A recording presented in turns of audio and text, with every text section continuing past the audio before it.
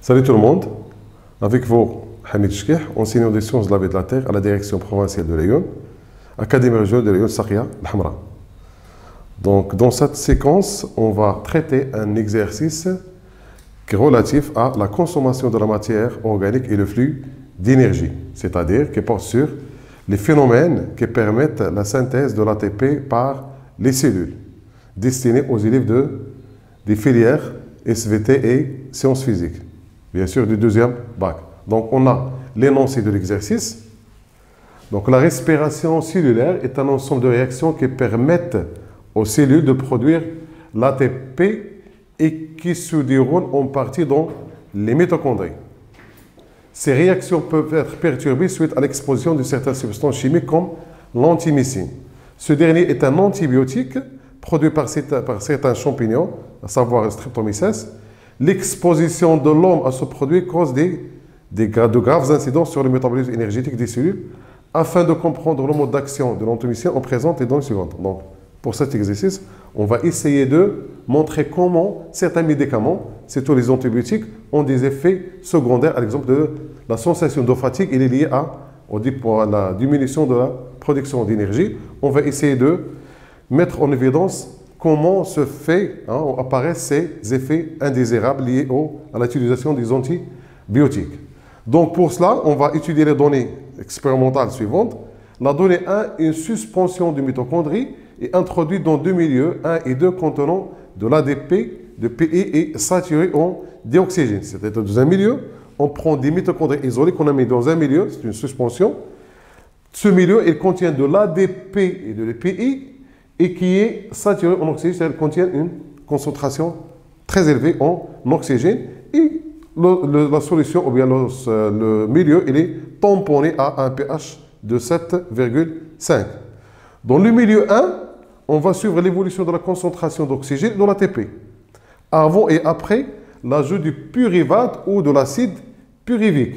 La figure pas du document présente les résultats obtenus. C'est-à-dire, on a sur le document A, on a la figure A du document 1, on a la concentration de l'oxygène et la concentration de l'ATP avant et après l'ajout de l'acide pyruvique ou du pyruvate et après l'épuisement de cette molécule. Alors que, on revient aux données, dans le milieu 2, on suit l'évolution de la concentration toujours en oxygène avant et après l'ajout de l'acide pyruvique, c'est-à-dire pyruvate, et ou après l'ajout de l'antimycine, donc l'antibiotique mis en question. Et donc la figure B représente les résultats qu'on a pu obtenir. Donc on a sur la figure B, ça représente la concentration en dioxygène, en fonction du temps bien sûr, dans des conditions expérimentales différentes, à savoir après l'ajout, après avoir injecté ou bien ajouté de l'acide pyruvique, et après l'ajout de l'antibiotique, ou bien qui est l'antimycine.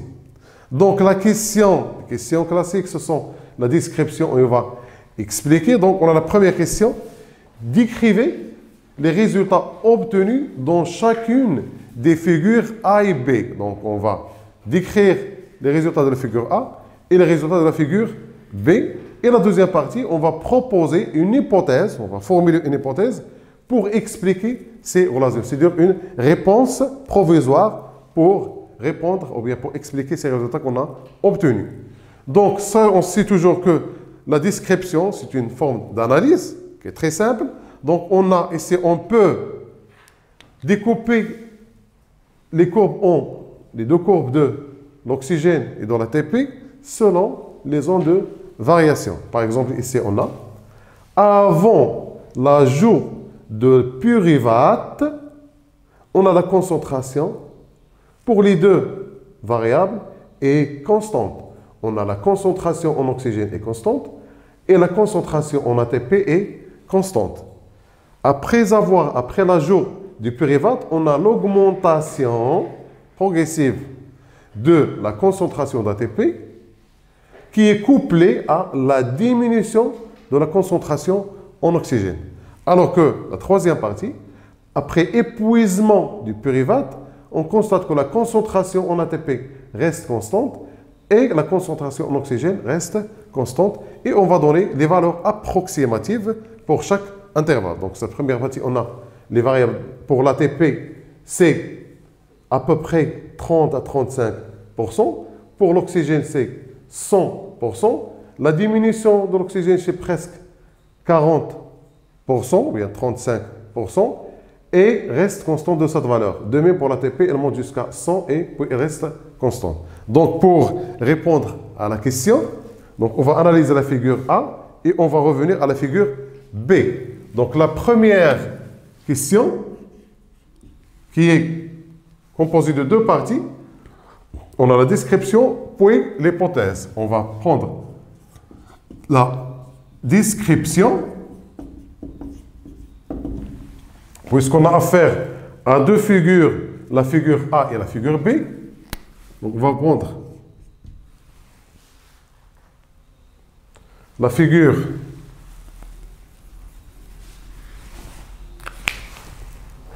A.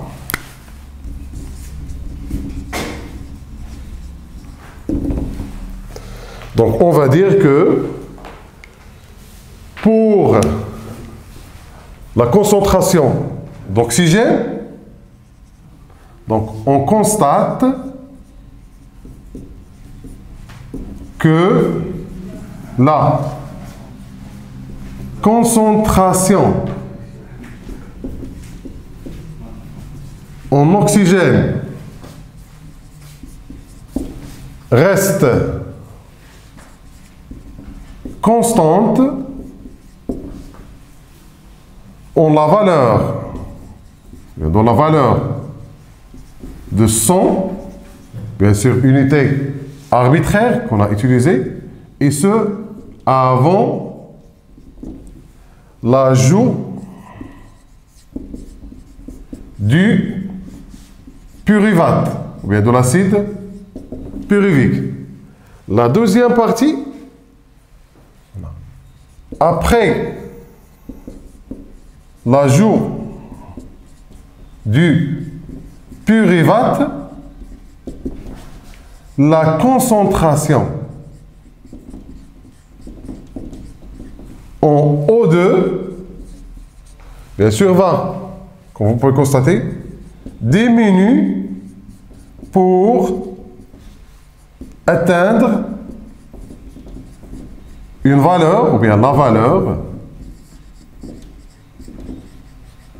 de, donc on va projeter sur l'axe des ordonnées relatives à la concentration d'oxygène pour avoir une valeur approximative de 35 UA, unité arbitraire. La troisième partie, donc après épuisement du pyruvate, on a la concentration en O2 reste stable ou bien constante dans la valeur, ou bien dans la valeur de 35 UA ou unité arbitraire. Ça, c'est concerne l'oxygène. Pour l'ATP, on va procéder de la même manière, toujours sur la figure A. Avant l'ajout du pyruvate, la concentration en ATP est stable ou bien est constante dans la valeur, ou bien en la valeur de presque 35 UA. Après l'ajout du pyruvate, la concentration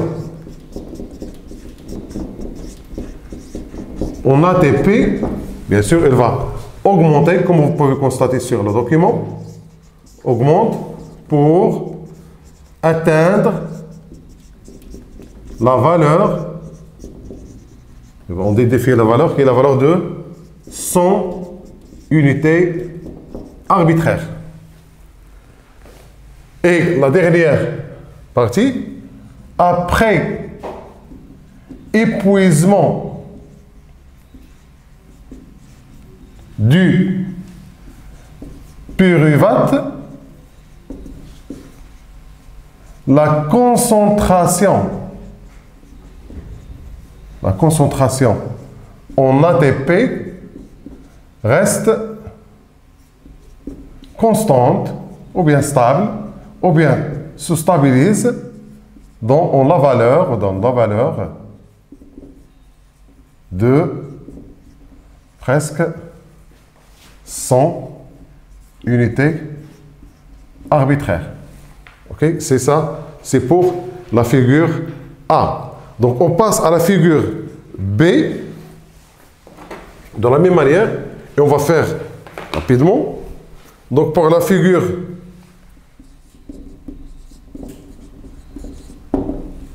B, on a avant l'ajout du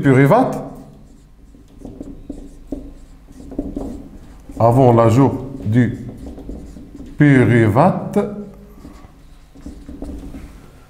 la concentration d'O2 diminue, ou bien avant diminue faiblement. On peut continuer dans la phrase, alors qu'elle diminue rapidement après l'ajout du pyruvate pour atteindre, on va prendre la valeur, pour atteindre 40, c'est presque 40 UA, puis toujours donc la concentration, donc on a pris la concentration de demi-férum, alors qu'elle, c'est-à-dire la concentration L, puis elle reste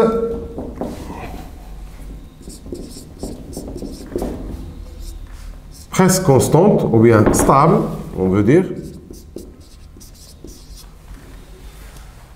après l'ajout de l'antimycine A. La valeur, donc on va donner, c'est la valeur approximative bien sûr toujours, de presque 40 UA. Donc il se stabilise, hein. Il est presque, comme vous pouvez constater ici sur la courbe, on a une faible diminution, ou une chute, ou bien une diminution rapide, hein. Et ici on a une faible diminution, on peut considérer qu'elle reste presque constante. Donc on peut reprendre sur la figure K, donc avant l'ajout, comme vous constatez, avant l'ajout du pyruvate, la concentration de diminue très faiblement, alors qu'elle diminue rapidement, on a la chute, après l'ajout du pyruvate, pour atteindre une valeur de 40, approximative de 40, ou bien 35 UA, puis elle reste presque stable, ou bien presque constante, après l'ajout de l'antimycine, on a la valeur de 40 donc, sur cette valeur. OK? Donc, on passe à la deuxième partie toujours de la première question, qui est l'hypothèse. À partir de ce document, on sait que après l'ajout de l'antimycine, on a la concentration d'oxygène reste presque constante. Donc, il n'y a pas consommation d'oxygène. Donc, parmi les hypothèses qu'on peut formuler, donc cette hypothèse doit être liée doit avoir une liaison entre la consommation de l'oxygène et l'action de l'antimycine.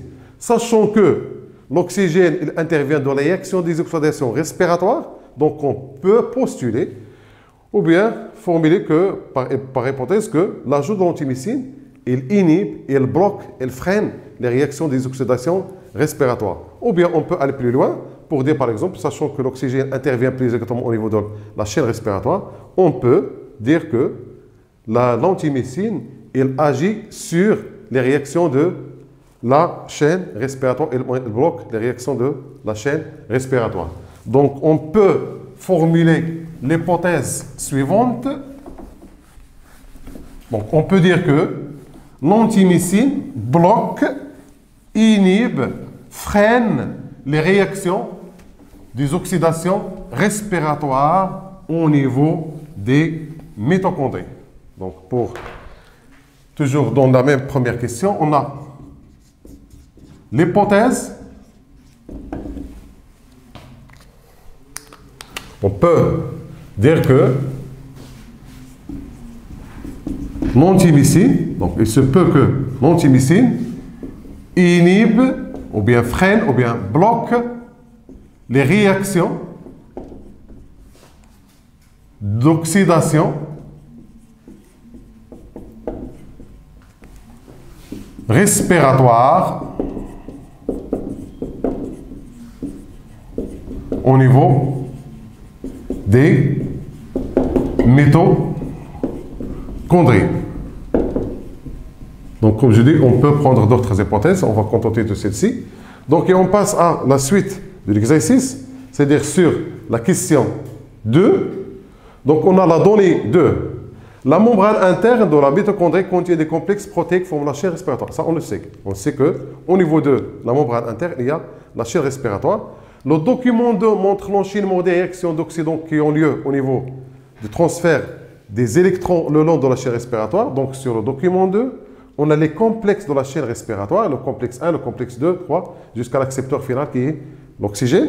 Et ces réactions qui débutent par l'oxydation des transporteurs et qui se terminent par la réduction de l'oxygène en H2O, bien sûr avec la formation, la synthèse de l'ATP qui n'est pas ici présentée sur le document. Donc, et on a le site, ça représente aussi le site d'action de l'antimycine, c'est-à-dire cette antimycine, il agit sur le complexe 3 de la chaîne respiratoire. Donc, et sur la figure 3, sur le document 3, on a les réactions de la chaîne respiratoire, comme je viens de dire, qui débutent par l'oxydation transporteur, NADH+ et FADH2, libération des électrons et des protons. Les électrons passent à travers les transporteurs de la chaîne respiratoire, à savoir par des réactions d'oxydoréduction, alors que les protons H+ s'accumulent au niveau de l'espace intermembranaire pour introduire ou bien pour donner un gradient protonique qui est utilisé pour la synthèse de l'ATP suite au flux du proton à travers la sphère pédonculée. Donc la question 2, en exploitant le document 2, donc on va se contenter de document 2, montrer la relation entre le sens de transfert des électrons,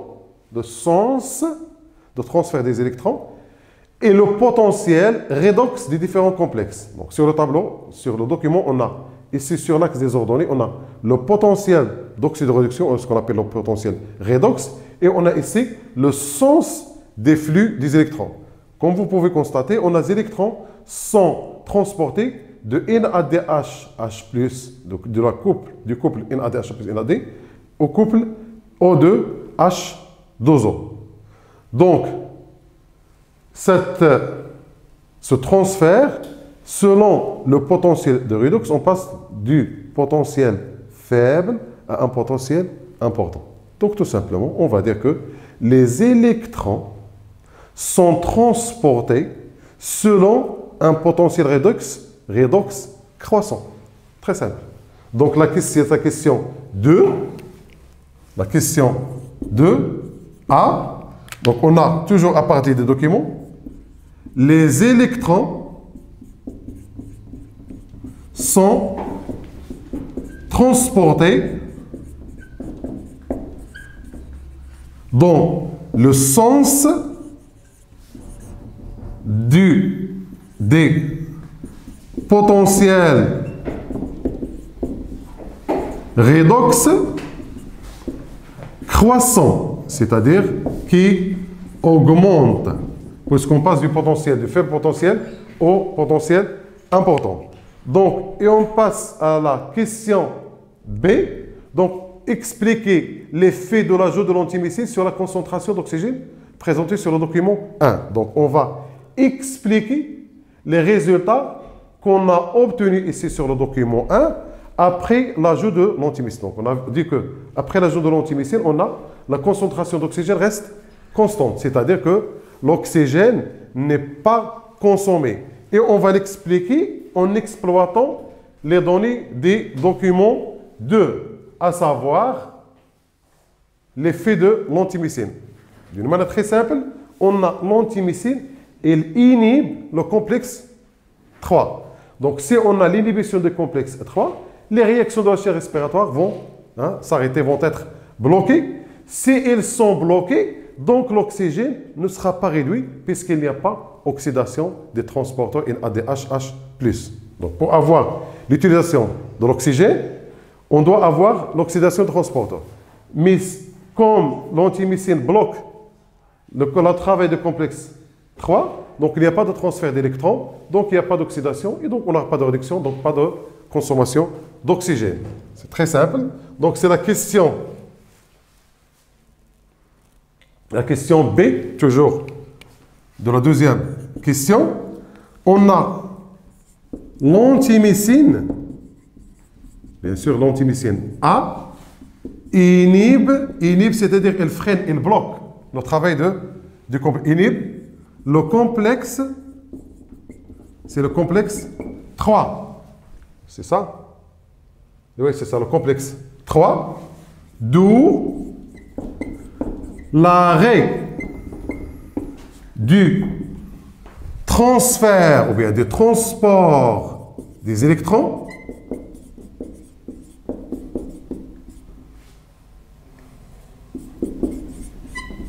et donc le blocage ou bien on va prendre l'arrêt au mieux, donc, et l'arrêt des réactions d'oxydation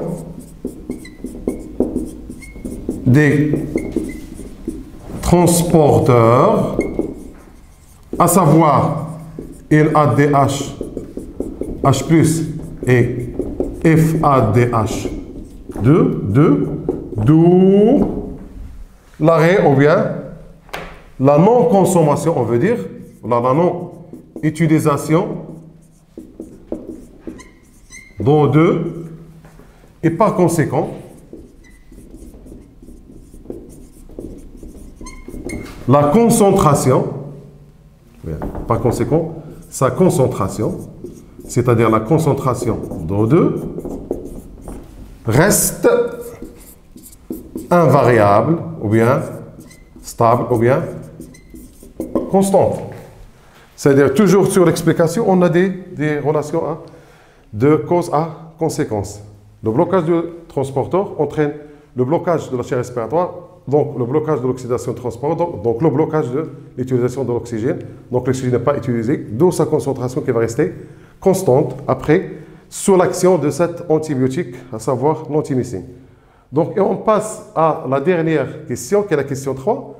On vous aide des documents 2 et 3. C'est-à-dire, on va s'appuyer sur le document 2 et 3. Le document 3, 2, qui montre l'effet de l'antimycine, et le document 3, qui montre les réactions de la chaîne respiratoire. Pourquoi on va s'appuyer sur ces documents? Pour expliquer l'effet de l'antimycine sur la production de l'ATP. Cette fois-ci, non plus sur l'utilisation d'oxygène, mais sur la production de l'ATP. Toujours, on va procéder de la même manière. On a sur le document 2, l'antimycine A inhibe le travail du complexe 3. Si on a l'inhibition du complexe 3 ici, ne travaille plus, ces réactions vont s'arrêter.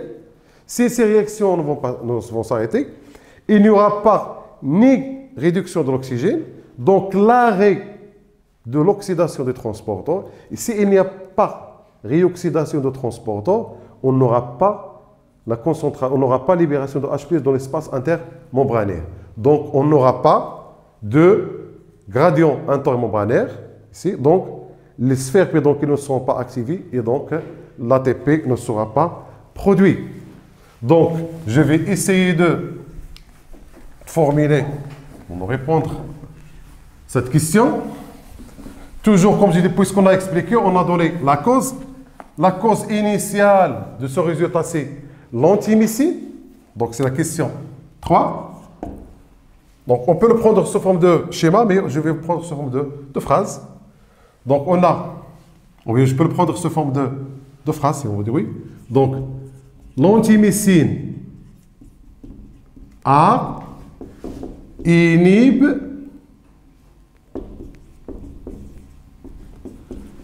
le complexe 3, ce qui entraîne l'arrêt ou le blocage des réactions de la chaîne respiratoire et donc la non-oxydation des transporteurs d'électrons et de protons, à savoir NADH, H+, et FADH2, d'où l'absence ou la non-naissance du gradient protonique, c'est-à-dire le gradient de H+, de part et d'autre à la membrane interne, oui, ce qui mène à, ou bien ce qui entraîne, ce qui mène à la non-activation de l'ATP synthase ou l'ATP synthétase et par la suite, ou bien, et donc l'arrêt de la synthèse d'ATP. Ce qui explique, donc on a attrapé par sous l'action de l'antimycine, qui est la source, ou bien la cause de cet effet indésirable, on a le résultat final, c'est la non-production d'ATP. Donc, je répète une autre fois, pour expliquer, on passe toujours de la cause pour arriver au résultat. La cause, c'est l'utilisation de l'antimycine, et le résultat final, c'est la non-synthèse de l'ATP. Et ce, bien sûr, pour introduire les données de documents qui sont proposés, on va utiliser le document 2 et le document 3. Donc, prend fin notre exercice. Et donc, dans l'attente d'une nouvelle occasion, je vous souhaite bonne chance et portez-vous bien.